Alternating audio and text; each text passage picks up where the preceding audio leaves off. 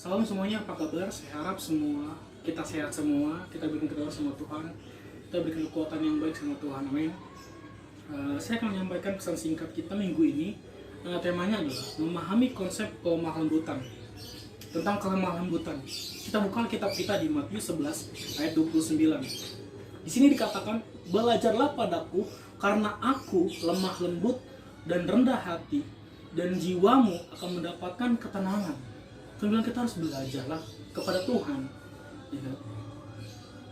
Dia lemah lembut, ya kan? Dia rendah hati, dan jiwamu akan mendapatkan ketenangan. Itu semua Tuhan sudah memberikan contoh kepada kita bagaimana sikap kelemah lembutan. Amen. Di sini dalam sepanjang kehidupan kita hingga detik ini mungkin kita seringkali gagal dalam mempraktekkan hidup yang penuh dengan kelemah lembutan.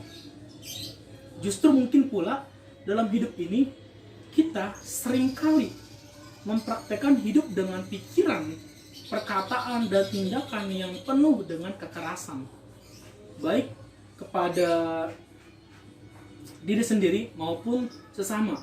Perlu kita ketahui bahwa pelayanannya di bumi, Yesus berhasil memberi contoh kehidupan yang penuh dengan kelemah lembutan dan kerendahan hati untuk ditiru oleh murid-muridnya. Mari kita bersama memahami, mengenal konsep kelemah lembutan yang Yesus ajarkan kepada kita. Di sini kita lihat di Matius 11 ayat 29 di atas tadi yang kita baca tadi, dalam teks Yunani, kata lemah lembut memakai kata Yunani praus, dan kata rendah hati memakai kata tapeinos, rendah. Diberi keterangan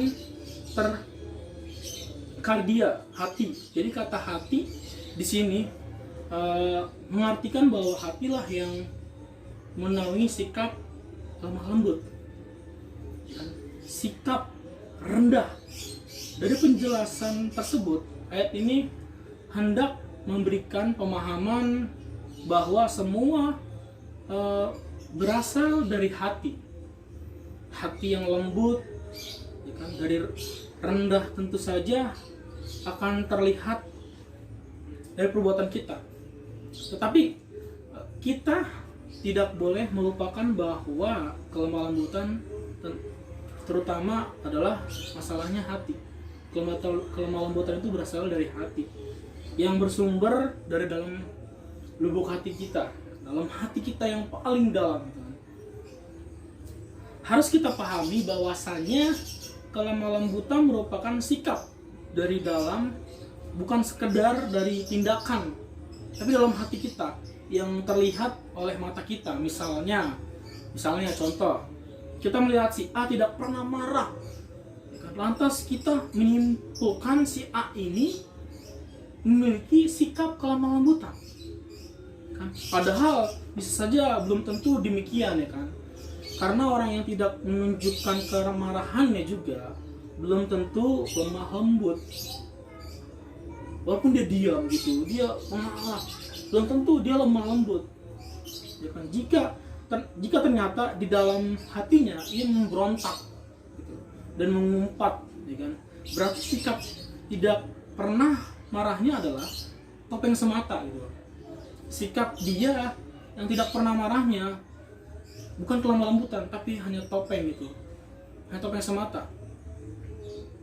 Pada akhirnya hati yang terdalamnya yang benar-benar menentukan bagaimana kita sesungguhnya, Tuhan dan kita sendirilah yang paling tahu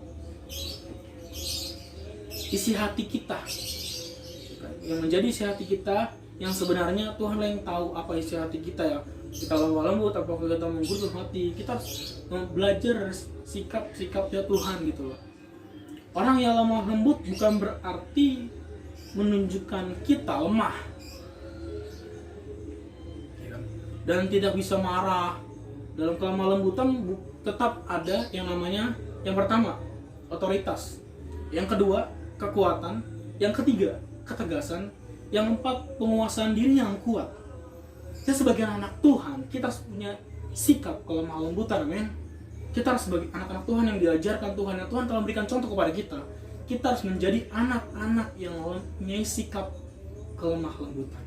Dan bukan kita hanya diam, kita hanya terlihat orang, wah dia orangnya lemah lembut, dia diinin tetap diem, tapi dalam hati kita menggerutu. Itu adalah sikap yang Tuhan tidak suka sekali gitu.